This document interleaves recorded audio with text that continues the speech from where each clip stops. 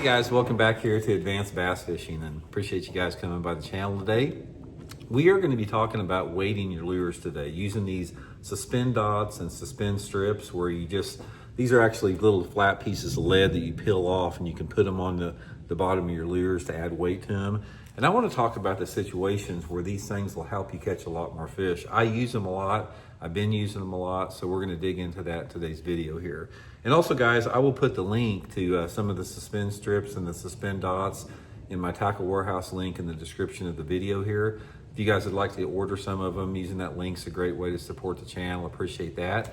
And also, guys, real quick, anybody interested in booking a one-on-one private lesson with me on the water, all you got to do is go to my Facebook page, Intuitive Angling with Randy Blaukat. Shoot me a private message. I do most of my private lessons here on Table Rock Lake and Stockton Lake in Missouri. So I hope to hear from you on that. Okay, guys, the weighting lure has been around forever. One of the things that we used to do back a long time ago was it all started where you were weighting a jerkbait to get it to suspend. Now, back in the 70s, what we didn't have jerkbaits like the Megabass that suspend naturally now. The jerkbaits you had, in the 70s and 80s and even the 90s, they floated up real quick. So we took a lot of times lead solder and you'd wrap it around one of the hooks to get the bait to suspend. And then they came out with the suspend strip and the suspend dots later on. You didn't have to do it quite so much. But the purpose was to keep the bait from floating up. Now, this is just one application for it here. There's a lot of different lures that you can use with the suspend dots and suspend strips, and there's a lot of different things you can accomplish with them. First of all, let's take a jerkbait, for example. We'll talk a couple of the different lure categories I use with them. Like with a jerkbait, sometimes these jerkbaits, they'll just barely float up like that. Or sometimes, it depends upon how they're weighted, some of them will sink and some of them will suspend. Based upon this, you can control the rate of sink or the rate of rise or the suspension by just putting those suspend strips on there. If the bait's just floating up just a little bit, you can put some on there to make it neutral. Some situations, I like the bait to sink, so I want to put more weight on there. So jerkbait's a really good way to do that. And the same with the crankbait. This is one application a lot of people don't realize that you can use these suspend strips on as a crankbait to help them get deeper. Now, I do this a lot in two different situations. I do it in the early spring when the water temperature's cold, and I also do it in the summertime.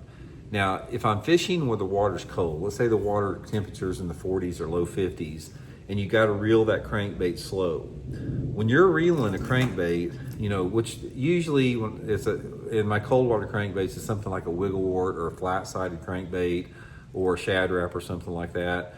But let's say, for example, it's cold water, and you're slow cranking that crankbait because you don't want that bait moving fast in slow water. So you're slow cranking this crankbait and you use a stop and go retrieve. But what happens if you don't weight your crankbait in cold water, you crank that bait down there like that and then you hesitate it for just a second to stop it, the bait will float up.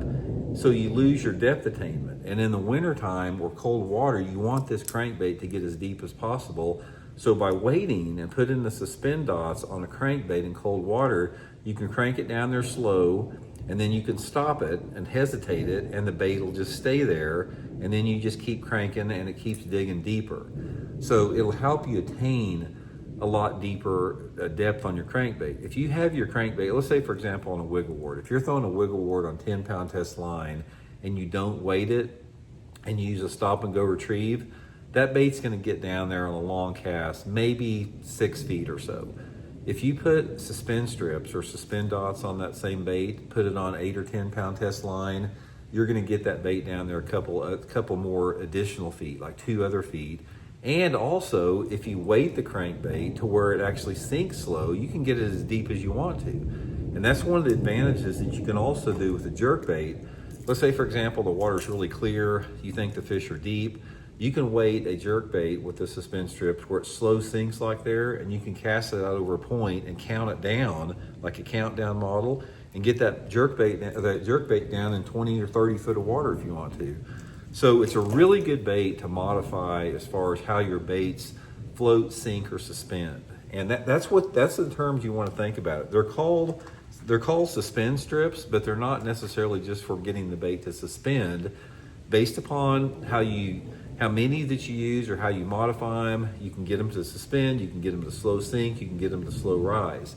And at some times, I mean, depending upon the bass's mood and behavior, they want all three. They want it suspended sometimes, rising and sinking. Now, the times that you want this is, here's sort of my rule of thumb on it. The times that I want a bait suspending perfectly is if the water is off-colored and cold.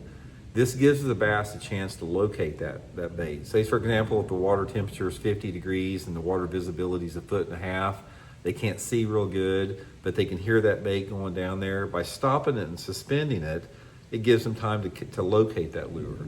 If the water is warm and the fish are aggressive, a lot of times a rising bait like that or a slow rising bait will trigger that strike as it floats back up, so you can control the rate of it. And then other times, like in cold, clear water, it helps if that bait sinks to get deeper, like almost like a dying shad, like when the water's in the 40s, so you can control all that. And one other piece of advice I'll give you guys, when you put these on, you know, they're silver, I always take red fingernail polish and I'll color them red with red fingernail polish. And usually I'll put them right behind the first hook on the crankbait, and then on the jerkbait, I usually put it between the first and second hook hanger here, and that gets them level there. So anyway, guys, I'll link those in the description if you guys want to get you a few. Appreciate it, and we'll talk later.